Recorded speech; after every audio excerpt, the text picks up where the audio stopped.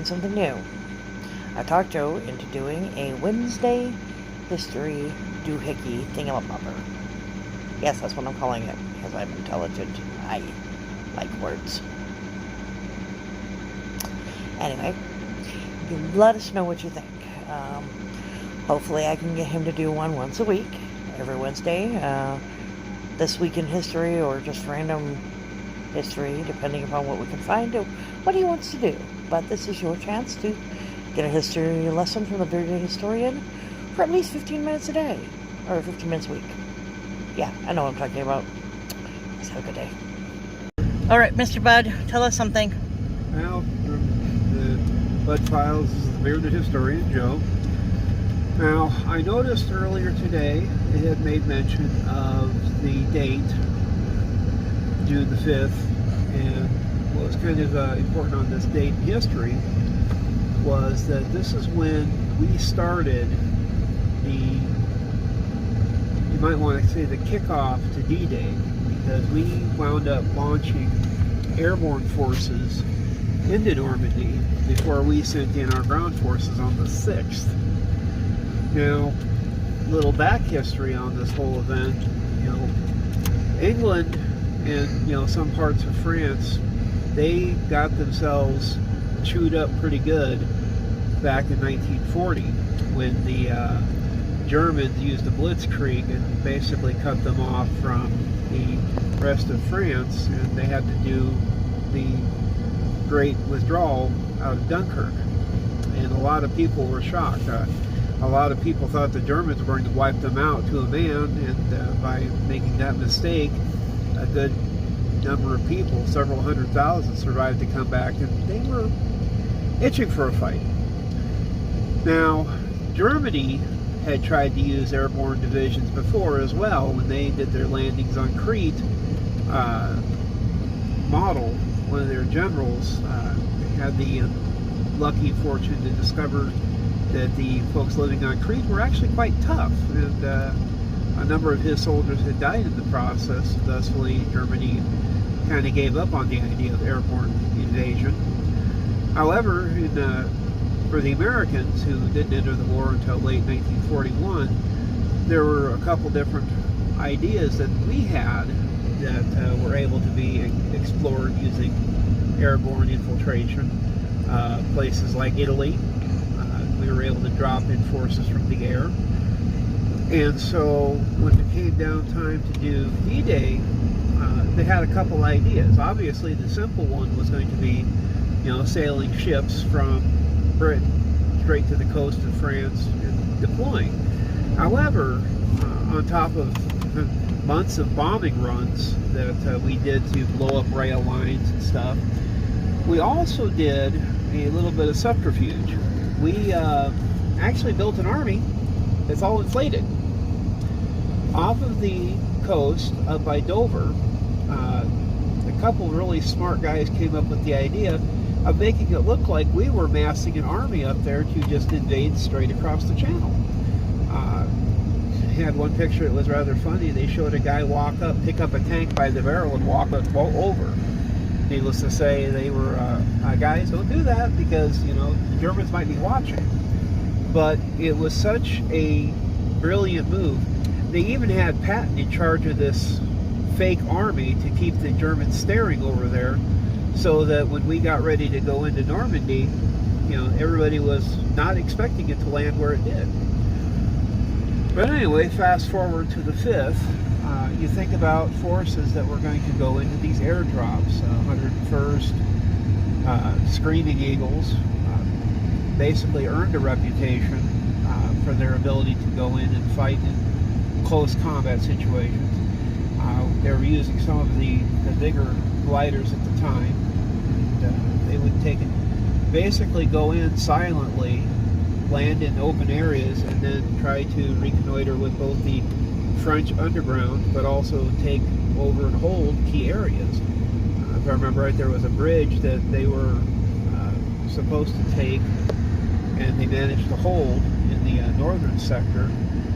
And then there was a couple other places where they were going to become key in uniting up a couple of the American airdrop sites. Now, like every good plan, everything works until first contact with the enemy. B word. Yeah.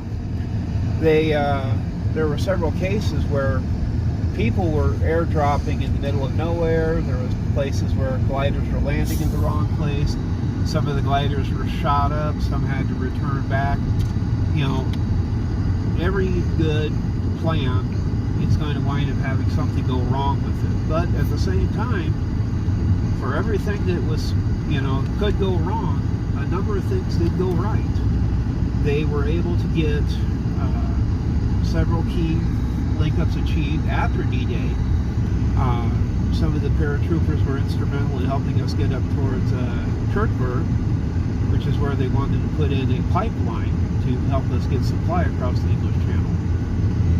And they wound up being able to, keep the Germans harried just long enough so that we were able to start making our breakouts from the beachheads a good, 2 weeks ahead of schedule. But, so on this day, they marched boldly into their gliders. They took off into the darkness and were the first boots on the ground in Operation Overlord, which was the landing in France on this date, 1944. But this is Joe for the Bud Files, the bearded historian. We'll keep this channel going, and we'll talk to you folks later. You suck. We're at 6 minutes. Ready? Here we go. Shout out time. Here's our shout out just for you. You support me, so I support you. Shout out for our video today is going to be CraftyLeo, which is a fun little channel. Does a variety of things, crafts, recipes of late, very interesting, very supportive, very fun. Make sure you go check out CraftyLeo's channel. Let them know that we sent you that way. And be supportive. It's important to support one another. Have a good day. All right, Mr. Yusuf, in your wonderful hair. My wonderful hair. Now, a little bit of extra information added to the earlier piece. We were talking about the airborne invasion that predated D-Day's operations before midnight on the 5th of June. And a lot of this would come in through the 6th Airborne Division, 101st Airborne. They elected to go in with even face paint just to make themselves look truly spectacular. They'd load into C-47 transport gliders, and then as they were going through the information, a total of 24,000 American, British, and Canadian airborne troops were dropped. And there was even some armored divisions that began landing on the coast at 6:30 in the morning. But this major drop also was helped out by naval bombardments. Now, for those of you who are old enough, when we had the battle against Iraq, and we actually went up and sat off their coast with, I think the USS Missouri was one of them, the USS Iowa was another. We were firing those rounds towards the coast, and we fired enough rounds that they were willing to surrender to our airborne drones because they didn't want to be fired at anymore. Now, can you imagine our U.S. Navy during World War II sitting off the coast and firing off rounds again? I can imagine it probably unnerved the Germans to no end to hear this wonderful whistling noise and all of a sudden a fortification or, a pillbox suddenly bursts into flames. This is what the Germans were dealing with, off and on for a couple months before, this operation even got started. Now, the second part of that being the airborne, all of a sudden you're out on a simple patrol with maybe one or two other soldiers, and this glider suddenly drops out of the sky. It probably would unnerve you a little bit. No. All of a sudden a group of, 15 to 20 soldiers disembarks and starts shooting. For the longest time, they knew we were coming because that's why they built the Atlantic Wall defenses. They expected us to show up eventually. dating back, several months to a couple of years, we tried a couple of operations. The British did at one place called Dieppe. Was a horrible blunder, but we learned some lessons from it. We learned that the Germans do have positions, and they are willing to fight for coastal positions. To that effect, there were some useful things that we gleaned from the operation at Dieppe. For one, we were able to study their technology and also find out about their ability to pick up our planes coming over the channel. Now, as for the airborne forces, some of the things that they ran into, strong winds. What? When they originally had planned on doing D-Day, there was some questions even for the 6th. The only thing is that they had to make kind of a last-minute decision, because if they had not gone on the 6th for D-Day, the whole calendar would have been thrown off by about 3 weeks. Mm. And they figured also, with the timing and the time window, they already had to delay for 24 hours. Further postponement, it would have required the phases of the moon, the tides for when your, transport to be able to land on the beach. In the time of day, there was only a few days of each month that it would be deemed suitable to make these landings. They also had the advantage that Adolf Hitler had put Field Marshal Erwin Rommel in command of the forces in developing fortifications. Had they waited, the tanks that we caught up north might be further south and then directly involved in these landings. A lot of people talk about Omaha Beach being a complete bloodbath. They were right. But the Germans never got their tanks in there. That was one of the things we kind of lucked out on. Of course, the build-up, and before we even made our launch, we were already harassing military forces in France. The French underground were very valuable in letting us know exactly where certain units were. That way, either they could take care of the business, or we'd send across a thunderbolt who would shoot up a train full of ammunition. Some beautiful footage on that on YouTube. Check it out. But as it was, with wind, some of these gliders would sometimes crash. Sometimes they would flip over. Sometimes when 3 or 4 gliders would get split up by 5 miles, there's no cohesiveness. You couldn't land all 150 people at one location. Oh, heck no. That would make it easy. What? So, and they were able to manage to get these groups together, disable gun emplacements, knock out other positions. Now, the big thing to think of is that, the Allies failed to achieve any of their goals first day. That's understandable. They had to break through the front lines of this Atlantic wall using some of the more creative, methods that we had. 2 of the beaches were linked on the first day. All 5 were not connected until June the 12th. So it took them 6 days to put together a complete and cohesive front line. But gaining that foothold the first day also helped us to the fact that Eisenhower didn't have to give that second speech he had tucked in his pocket. At the time of D-Day, there was worry that he was going to have to call off the entire thing and pull the guys back off the beach. He never had to do that speech, thankfully. Because the way we figured it is, once we got him on the ground, that was it. There was no turning back. And granted, weather also didn't help us a couple other times. There's a thing that they built called the mulberry systems. It was kind of a floating harbor. It was a genius operation, because they didn't know if they were going to be able to run everything from England across the channel and right onto the beaches. And so what the mulberries did is it kind of gave us a floating dock out there in the English Channel, and they were able to load supplies onto there and then take them the short distance in. The only downside is one of the mulberries got destroyed by a nice little storm they had out there in the channel. But, the gliders, like they were mentioning, imagine that many soldiers, 24,000 soldiers, all airborne coming out of the sky.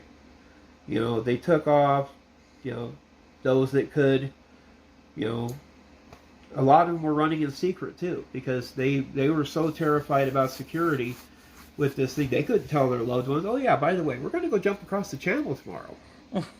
Those letters for some reason didn't get out. But What? at the same time, another little funny thing that they had happen, a crossword puzzle had popped up. And in the crossword puzzle, I think 3 or 4 of the answers were directly tied to the Operation Overlord. And for some reason, our intelligence community wanted to talk to the person who put together the crossword puzzle. Why? For some I don't reason. understand. I don't know either, you know. And they finally I think did that's realize bias. that it was considered a bunch of hopkis, but at the same time, you know, it's one of those things. Well, we're just going to keep you busy for the next 2 weeks until something gets done. What's happening? Shut up. But yeah, what the original operation also that was kind of fun was Operation Bodyguard. This was that happy operation that Patton actually got to lead. He got to control an army full of hot air, because they had tanks, they had tents, they had people milling around like regular soldiers. They had boxes being stacked on top of boxes. Maxim. They had people practicing, you know, shooting galleries so that they could keep their skills sharp. The poor Germans at Calais were watching through these binoculars going, we know something's going to happen, sir. We should prepare for it.